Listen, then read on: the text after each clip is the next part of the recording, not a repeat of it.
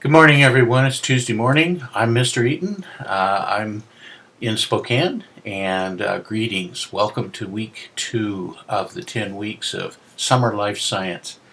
Hey, I'm really excited. I've got to start reading some of the community posts, the personal introductions that you've put up, and it's fascinating to learn about you. I hope you are getting a chance to read about one another and maybe respond a little bit to each other there.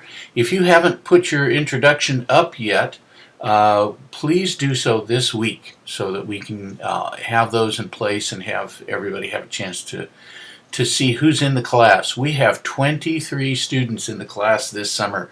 This is the biggest online class I've ever taught at Moody.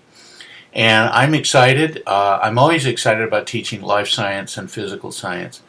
The life science course is particularly meaningful because of how pertinent it is to today's discussion among naturalists versus creationists, and intelligent design, which is a relatively new philosophy, and it is a philosophy. There's not a lot of scientific factual material to back up, except that the universe was designed intelligently. It had to be.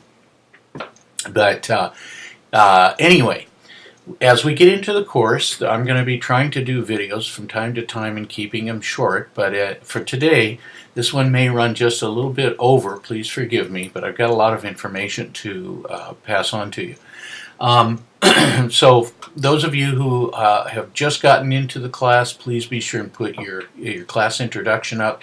Make sure you have completed the attendance test that is online. It's just basically, it's self-explanatory, and you should be able to see one of the announcements in Blackboard. If you scroll through the announcements from previous weeks, you'll see the one about the attendance test.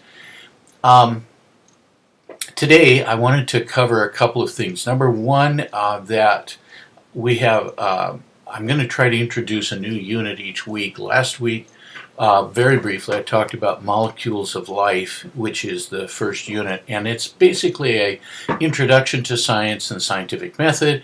It covers molecules, molecular structure, and the structure of the atom. And that atom generally we view as an atomic structure similar to a solar system, with a central nucleus made of neutrally charged neutrons, and protons, which have a positive charge, and then electrons, which are much smaller, orbiting around the nucleus, and they're negatively charged. There are no positive electrons, only negative. We now know, of course, that structure is much more sophisticated. However, for our purposes, when answering the questions on it, yes, it looks somewhat like a solar system with a central nucleus orbited by electrons. When asked about what is the atom made of, atoms are largely, even the largest atoms, the highest atomic numbers, are largely empty space. So keep that in mind. We'll come back to that later on. This week we're dealing with cells, cell theory. It's one of the most fascinating chapters in the textbook, and dealing with cells, with cell structure as far as the look and feel. And we talk about, in the text material, they'll talk about both eukaryotic cells and prokaryotic cells. Eukaryotes are cells without a nucleus, and prokaryotes are with a nucleus. And as you get into that, you'll find that there's some other fascinating parts about cells that you want to be sure to really zero in on when you read. The lesson guides come with each unit, and you want to be sure to read the questions over before you go into your reading. That way, as you read, you'll know what to respond to. And secondly, the reflective writings. Now, I'll have, I think I'm probably going to put up a second video because I want to keep this one as short as I can.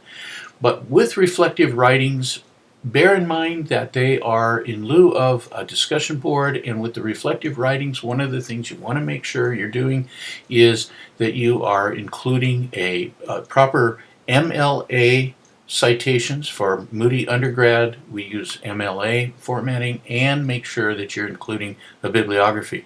And your bibliography should have at least the course text and the Bible in it. And I even list the Bible even if I haven't quoted directly from it. A lot of times in a piece I will use phrasing or a paraphrase of some part of a biblical passage. So I always put the Bible in my bibliography.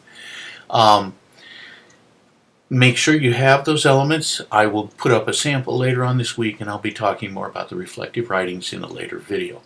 For the rest of the week, I pray that everybody's doing well. It's been fascinating learning about some of the things you're doing this summer, and I'll be responding to those more in the week. But everybody, God bless, and have a great week. I hope you have a chance to get out and enjoy some sunshine.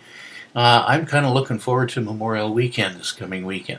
So blessings, and please don't hesitate. Keep in touch with me all through the process. Don't stumble. Don't allow yourself to get all balled up on some particular issue that you may be coming across.